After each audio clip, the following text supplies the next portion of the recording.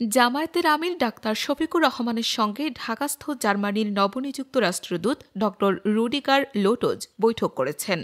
রোববার সকালে রাজধানীর বসুন্ধরাস্থ জামায়াতে আমিরের কার্যালয়ে এই বৈঠক অনুষ্ঠিত হয়।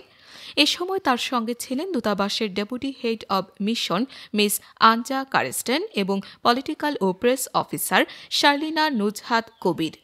বৈঠকে আসন্ন জাতীয় নির্বাচন অবাধ, সুষ্ঠু ও গ্রহণযোগ্যভাবে সম্পন্ন করার লক্ষ্যে জার্মানির সহযোগিতা ও কারিগরি সহায়তা কামনা করা হয়।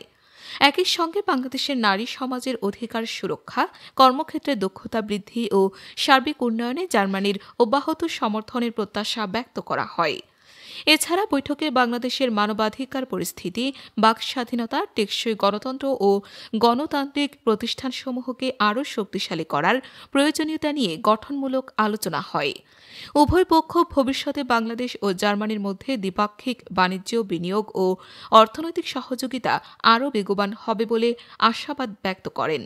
বৈঠকে জামায়াত আমিরের সঙ্গে উপস্থিত ছিলেন সংগঠনের সহকারী সেক্রেটারি জেনারেল এবং কেন্দ্রীয় প্রচার ও মিডিয়া বিভাগের প্রধান অ্যাডভোকেট এহসানুল মাহবুব জুবায়ের, জামায়াতে আমিরের পররাষ্ট্র বিষয়ক উপদেষ্টা প্রফেসর ড মাহমুদুল হাসান এবং ঢাকা মহানগরী উত্তরের মেডিকেল থানা জামায়াতের আমিরি ডাক্তার এস এম খালেদুজ্জামান।